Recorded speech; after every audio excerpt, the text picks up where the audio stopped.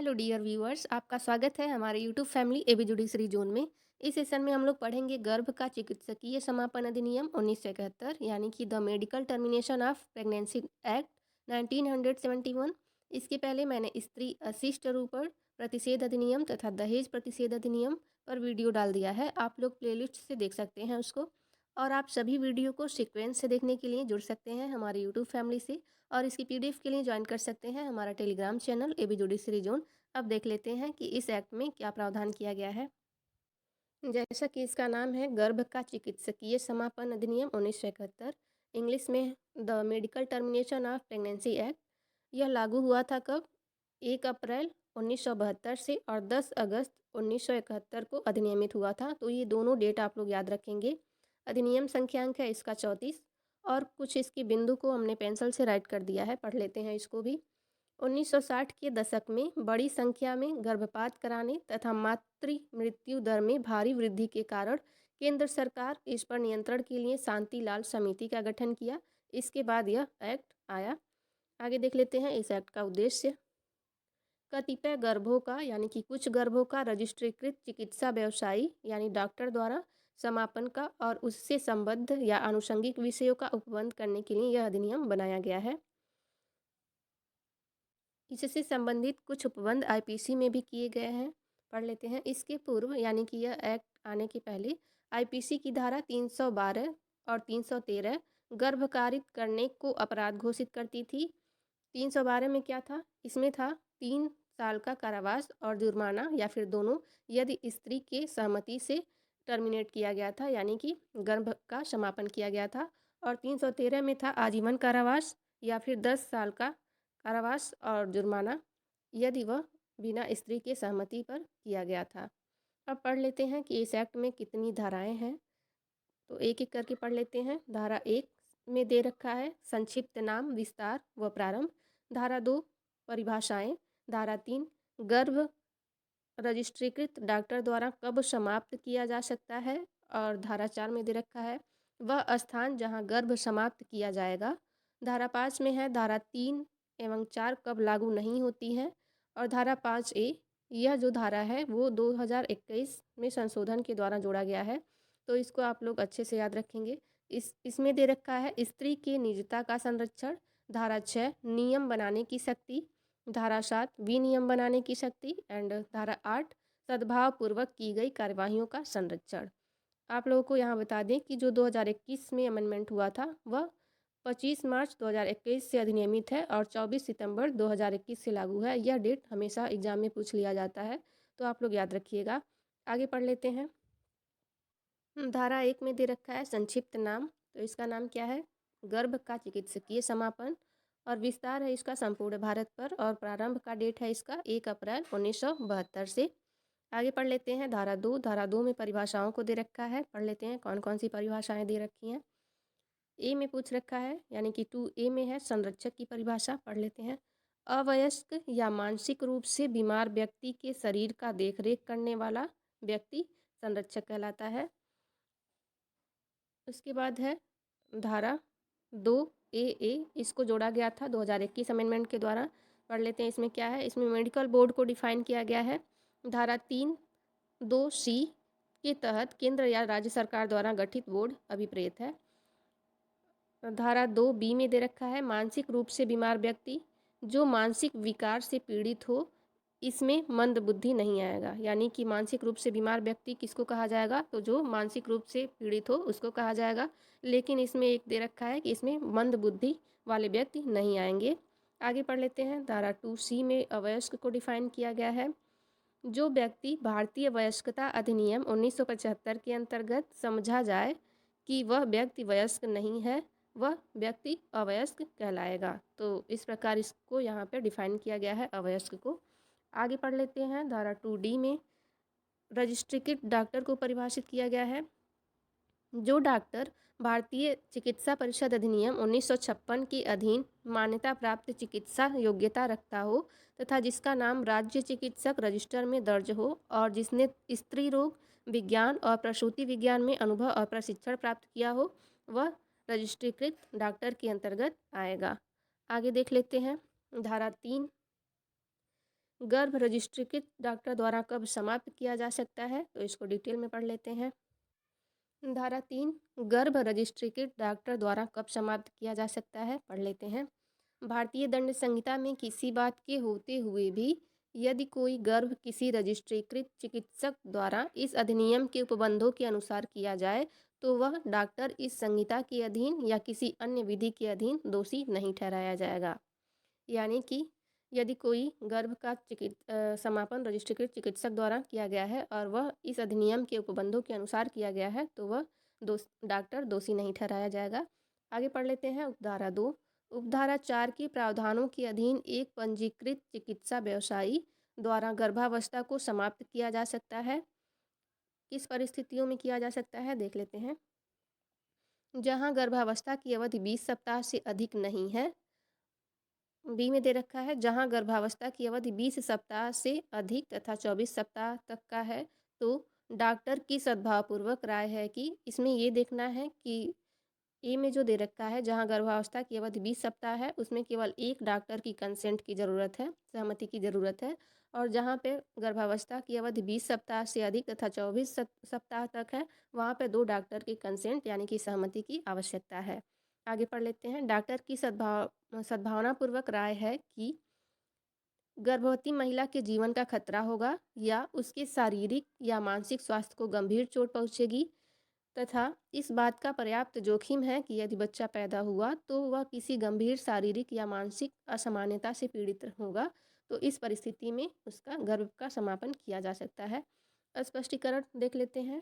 खंड ए के प्रयोजनों के लिए जहां बच्चों की संख्या सीमित करने के लिए या गर्भावस्था को रोकने के लिए उपयोग किए गए उपकरण की विफलता के बाद गर्भावस्था होती है, जिसके कारण होने वाली पीड़ा ऐसी गर्भवती महिला के मानसिक स्वास्थ्य पर गंभीर चोट माना जा सकता है। और स्पष्टीकरण 2 में दे रखा है। खंड ए और बी के प्रयोजनों के लिए जहां गर्भवती महिला बलात्कार के कारण गर्भवती हुई है तो उसके मानसिक स्वास्थ्य पर गंभीर चोट माना जाएगा, यानी कि इन दोनों परिस्थितियों में गर्भ का समापन किया जा सकता है। आगे देख लेते हैं। सब क्लास 2A यह जोड़ा गया है 2021 के द्वारा, अमेंडमेंट के द्वारा, तो आप लोग ध्यान रखिएगा। डॉक्टर की यह राय कि विभिन्न गर्भाकालीन आयु में गर्भावस्था को समाप्त करने के लिए आवश्यक है इस अधिनियम द्वारा निर्धारित होंगे। आगे पढ़ लेते हैं। सब क्लास 2B ये सारे सब क्लास 2A 2B 2C तथा 2D 2021 के अमेंडमेंट के द्वारा ऐड किया गया है। पढ़ लेते हैं इसको 2B को। जहां चिकित्सा द्वारा किसी भ्रूण को समाप्त करना आवश्यक है वहां उपधारा 2 में उपबंधित अवधि लागू नहीं होगी, यानी कि जो अवधि दे रखी थी कि 20 सप्ताह का होना चाहिए या फिर 20 सप्ताह से अधिक है और 24 सप्ताह तक का होना चाहिए, यह अवधि यहाँ पे लागू नहीं होगा यदि उस भ्रूण को समाप्त करना आवश्यक है तो। आगे पढ़ लेते हैं 2C। प्रत्येक केंद्र सरकार या राज्य सरकार यथास्थिति राजपत्र में अधिसूचना द्वारा इस अधिनियम के प्रयोजनों के लिए एक मेडिकल बोर्ड का गठन करेगा और यह बोर्ड इस अधिनियम द्वारा बनाए गए नियमों के अनुसार कार्य करेगा। तो यहाँ पे क्या जोड़ा गया है कि एक राज्य सरकार और केंद्र सरकार एक मेडिकल बोर्ड का गठन करेगा। आगे पढ़ लेते हैं। सब क्लास 2D मेडिकल बोर्ड में निम्नलिखित शामिल होंगे, तो कौन कौन होते हैं पढ़ लेते हैं। एक स्त्री रोग विशेषज्ञ, एक बाल रोग विशेषज्ञ, एक रेडियोलॉजिस्ट या सोनोलॉजिस्ट और ऐसे अन्य व्यक्ति जो अधिसूचना द्वारा विहित हो, तो ऐसे सभी व्यक्ति मेडिकल बोर्ड में शामिल होंगे। आगे पढ़ लेते हैं। इससे संबंधित कुछ महत्वपूर्ण मामले भी थे इस एक्ट के, पढ़ लेते हैं। X versus the principal secretary health and family welfare department government of NCT of Delhi 2022 का ये केस है, रिसेंट का है। इसमें सुप्रीम कोर्ट क्या निर्णय दिया था कि अविवाहित महिला गर्भ का समापन करा सकती है। और भी एक केस है justice KS. Puttaswamy versus the union of India, यह 2017 का केस है। इसमें सुप्रीम कोर्ट ने डिसाइड किया था कि महिलाओं को अनुच्छेद 21 के अंतर्गत यह संविधानिक अधिकार है कि वह चाहें तो गर्भधारण करें या फिर न करें। आगे पढ़ लेते हैं। Sangeeta Thapa versus government of NCT of Delhi 2022। इस मामले में दिल्ली हाई कोर्ट ने एक महिला को जिसका गर्भ 22 वीक यानी कि 22 सप्ताह का था समाप्त करवाने की अनुमति दी क्योंकि वह विभिन्न असामान्यताओं से ग्रसित था। अब आगे पढ़ लेते हैं। यहाँ पे परिभाषाओं में धारा 2 जोड़ा गया है, इसको आप लोग ज़रूर ध्यान रखिएगा। गर्भ का समापन, गर्भ के समापन की प्रक्रिया ही गर्भ समापन है। तो यहाँ पे गर्भ का समापन की परिभाषा दे रखी है धारा 2 में, जो कि 2021 के अमेंडमेंट के द्वारा जोड़ा गया है। आगे पढ़ लेते हैं धारा 4। वह स्थान जहाँ गर्भ समाप्त किया जाएगा, डिटेल में देख लेते हैं इसको। केवल निम्न स्थानों पर किया जा सकता है जहां सरकार द्वारा स्थापित या वित्त पोषित अस्पताल, ऐसे किसी स्थान पर जो सरकार या सरकार द्वारा गठित समिति द्वारा अनुमोदित हो। इस समिति का अध्यक्ष कौन होगा? तो मुख्य चिकित्सा अधिकारी या जिला स्वास्थ्य अधिकारी होगा, परंतु जिला स्तर समिति में कम से कम 3 और अधिक से अधिक अध्यक्ष सहित 5 सदस्य होंगे। आगे पढ़ लेते हैं धारा 5। धारा 3 व 4 कब लागू नहीं होंगी, इसको डिटेल में देख लेते हैं। धारा 5, धारा 3 और 4 कब लागू नहीं होंगी, पढ़ लेते हैं। धारा 4 और धारा 3 सब क्लास 2 का उपबंध का उतना भाग जितना गर्भ की अवधि और 2 से अन्यून रजिस्ट्रीकृत डॉक्टर की राय के बारे में है, ऐसी डॉक्टर द्वारा गर्भ के समापन पर उस समय लागू नहीं होगा जब उसने सद्भावपूर्वक यह राय कमाया हो कि उस गर्भ का समापन स्त्री के जीवन को बचाने के लिए तुरंत आवश्यक है। यानी कि यदि गर्भ को समाप्त करना स्त्री के जीवन को बचाने के लिए तुरंत आवश्यक है, तो जो डॉक्टर की सहमति दे रखा था वो यहाँ पे ज़रूरी नहीं होगी। आगे पढ़ लेते हैं। उपधारा 2। यदि कोई ऐसा व्यक्ति गर्भ का समापन करते हैं जो रजिस्ट्रीकृत डॉक्टर नहीं है, तो उसे 2 साल से लेकर के 7 साल तक का कठोर कारावास होगा। उपधारा 3। जो कोई धारा 4 में उल्लिखित स्थान से भिन्न स्थान पर गर्भपात करेगा, वह कठोर कारावास से, जिसकी अवधि 2 साल से लेकर के 7 वर्ष तक हो सकेगी, दंडित किया जाएगा। उपधारा 4। कोई व्यक्ति जो ऐसे स्थान का स्वामी है जो अनुमोदित नहीं है धारा 4B के, तो वह 2 साल से लेकर के 7 वर्ष तक के कारावास से दंडनीय होगा। यानी कि देखें तो इसमें सभी में, तीनों उपधाराओं में दंड का प्रावधान सेम ही किया गया है, यानी कि 2 साल से लेकर के 7 साल तक का कारावास दिया जाएगा। आगे पढ़ लेते हैं। स्पष्टीकरण में स्वामी को डिफाइन किया गया है। कोई ऐसा व्यक्ति अभिप्रेत है जो किसी ऐसे अस्पताल या स्थान का, चाहे वह किसी भी नाम से ज्ञात हो, जहां गर्भ का समापन किया जा सकेगा, प्रशासनिक प्रधान है या उनके कार्यकरण या अनुरक्षण के लिए जिम्मेदार है, तो ये लोग आ जाएंगे स्वामी के अंतर्गत। स्पष्टीकरण 2 पढ़ लेते हैं। इस धारा के प्रयोजनों के लिए धारा 2 में उपबंधों का उतना भाग जितना रजिस्ट्रीकृत डॉक्टर द्वारा स्त्री रोग विज्ञान और प्रसूति विज्ञान का अनुभव या प्रशिक्षण रखने के संबंध में है, लागू नहीं होगा। धारा 5 के बाद धारा 5A जोड़ा गया था, 2021 अमेंडमेंट के द्वारा जोड़ा गया है। तो इसमें क्या दे रखा है? डॉक्टर के निजता का डॉक्टर स्त्री का नाम और अन्य को प्रकट नहीं करेगा, और यदि वह प्रकट करता है तो उसे 1 साल का कारावास और जुर्माना से दंडित किया जाएगा। तो ये फैक्ट आप लोग याद रखिएगा। आगे देख लेते हैं। धारा 6 नियम बनाने की शक्ति। इस अधिनियम के उपबंधों को कार्यान्वित करने के लिए केंद्र सरकार राजपत्र में अधिसूचना द्वारा बना सकेगी। आप लोग अथॉरिटी यहाँ पे याद रखिएगा कि केंद्र सरकार है, ना कि राज्य सरकार। उपधारा 2। ऐसे नियम निम्न विषय या उनमें से किसी भाग के लिए उपबंध कर सकेंगे। यानी कि किस विषय पर नियम बनाया जा सकेगा, पढ़ लेते हैं। जब गर्भ समाप्त करना होगा तब डॉक्टर को अनुभव या प्रशिक्षण प्राप्त करना होगा। बी में दे रखा है अन्य नियम भी बनाए जा सकते हैं जो अपेक्षित हों। उपधारा 3। सीजी यानी कि केंद्रीय सरकार द्वारा बनाया गया प्रत्येक नियम बनाए जाने के बाद संसद के प्रत्येक सदन के समक्ष, यानी कि लोकसभा और राज्यसभा के समक्ष, जब वे सत्र में हो 30 दिन की अवधि के लिए, यह अवधि 2 सत्रों में भी पूरी की जा सकती है, रखा जाएगा। यदि दोनों सदन उसमें परिवर्तन के लिए सहमत हो जाएं तो यह परिवर्तित रूप में प्रभावी हो जाएगा। यदि सदन सहमत हो जाए कि नियम नहीं बनाया जाए तो वह निष्प्रभावी हो जाएगा। लेकिन पूर्ववर्ती अधिनियम पर कोई प्रभाव नहीं पड़ेगा। आगे पढ़ लेते हैं। धारा 7 विनियम बनाने की शक्ति।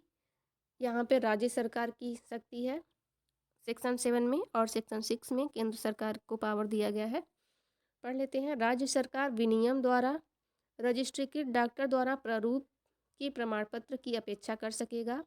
जो डॉक्टर गर्भपात समाप्त करता है ऐसे समापन की जानकारी दें। सी में दे रखा है प्रज्ञापन या जानकारी उन व्यक्तियों को जो विनिर्दिष्ट किए जाए उनके प्रकट करने के सिवाय प्रकटीकरण पर प्रतिषेध कर सकेगा। सब क्लास 2 में दे रखा है ऐसी प्रज्ञापना या जानकारी राज्य के मुख्य चिकित्सक को दी जाएगी। सब क्लास 2A इस अधिनियम के अधीन राज्य सरकार द्वारा बनाया गया प्रत्येक विनियम बनाए जाने के पश्चात यथाशीघ्र राज्य विधानमंडल के समक्ष रखा जाएगा। और सब क्लास 3 में दे रखा है कोई व्यक्ति यदि किसी विनियम का उल्लंघन करेगा या उसकी अपेक्षाओं का अनुपालन करने में असफल रहेगा तो उसे 1000 रुपये का जुर्माना से दंडनीय किया जाएगा। ये आप लोग यहाँ पे याद रखिएगा कि क्या जुर्माना उसको मिलेगा, तो 1000 रुपये तक का जुर्माना दिया जाएगा। आगे पढ़ लेते हैं। धारा 8 सद्भावपूर्वक की गई कार्यवाहियों का संरक्षण। कोई भी वाद या अन्य विधिक कार्यवाही डॉक्टर द्वारा सद्भावनापूर्वक किए गए कार्यों पर लागू नहीं की जाएगी। यानी कि जो कार्य सद्भावनापूर्वक किया गया है डॉक्टर के द्वारा तो वह दोषी नहीं ठहराया जाएगा। अब यहाँ पे हमने सभी धाराओं को डिटेल में डिस्कस कर लिया है। एक बार रिवीजन कर लेते हैं कि कौन सी धारा में क्या प्रावधान है। धारा 1 में है संक्षिप्त नाम विस्तार व प्रारंभ। धारा 2 में परिभाषाओं को दे रखा गया है। और धारा 3 में है गर्भ रजिस्ट्रीकृत डॉक्टर द्वारा कब समाप्त किया जा सकता है। धारा 4 वह स्थान जहाँ गर्भ समाप्त किया जाएगा, यानी कि कौन से स्थान पर गर्भ समाप्त किया जाएगा यह कहाँ दे रखा है, तो यह धारा 4 में दे रखा है। धारा 5 है धारा 3 एवं 4 कब लागू नहीं होंगे। और धारा 5A में है स्त्री के निजता का संरक्षण, यानी कि उसकी प्रकटीकरण नहीं किया जाएगा स्त्री को। और धारा 6 में है नियम बनाने की शक्ति। धारा 7 में है विनियम बनाने की शक्ति एंड धारा 8 में है सद्भावनापूर्वक की गई कार्रवाइयों का संरक्षण। अब हमने यहाँ पे पूरे एक्ट को अच्छे से समझ लिया है। Thank you for watching.